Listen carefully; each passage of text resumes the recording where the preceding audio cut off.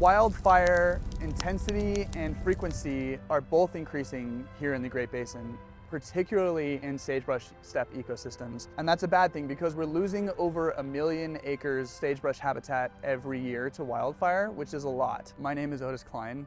I am a 4th-year PhD student in the Ecology, Evolution, and Conservation Biology program here at UNR. My research is focused on restoration in the Great Basin, primarily around sagebrush and native perennial grasses. We're at the Nevada Agricultural Research Station here off Valley Road on the east side of campus, off of wells. This is where I conduct all of my research. This is where the blue barrels are, so if you guys are ever driving down wells or on the I-80 and you see them, give them a wave for me. I spend a lot of my time out here doing this, staring into them.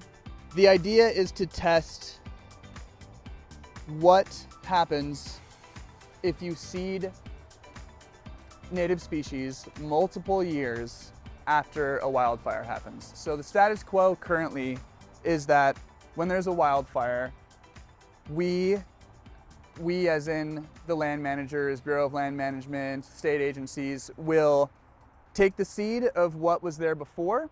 They will take a plane or a helicopter and fly that plane or helicopter over the burned landscape and drop out thousands of pounds of seeds onto the landscape in hopes that they will recruit and grow into the plants that were there before.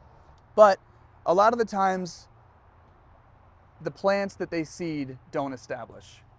The seeds don't germinate, or they germinate and it's really hot and dry and they all die. What ends up happening is that we get a lot of cheatgrass, which is what this is.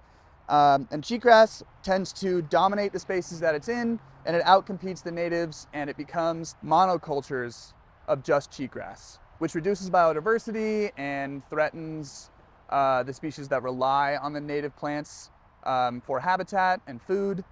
And so we don't want this. Okay, we're gonna go over here, barrel 105. In the spring, it's really nice because we get a lot of butterflies and bees that pollinate the, I guess this is it, that pollinate the Lea glandulosa, the white daisy tips. It's really nice to come out here and be like, oh look, there's a bunch of pretty white flowers and also butterflies and bees, it's so lovely. And then you go to the next barrel and you're like, oh, everything is cheatgrass, I'm just farming invasive species. This is a really good comparison actually for what we see and what we want to happen. There's also in here some sagebrush, and I love it when there's sagebrush. I get so excited. Like, look at this little guy, look at how cute he is. This little thing in here with all these little toothpicks, those are my favorite. This guy, this is a good barrel to show you guys too, because this barrel didn't have any sagebrush in it, but last year I seeded this barrel again, and some of the seeds germinated and they're surviving to this point. And once they get past the hot and dry portion of the summer, they're very likely to grow and not die after that. Science communication is incredibly important. I think that a lot of the times science and the general public, and even science and practitioners, are often siloed in their own spaces, and they can kind of be little echo chambers. And so, you know, what I find in this experiment or in my research might be awesome. It might be groundbreaking.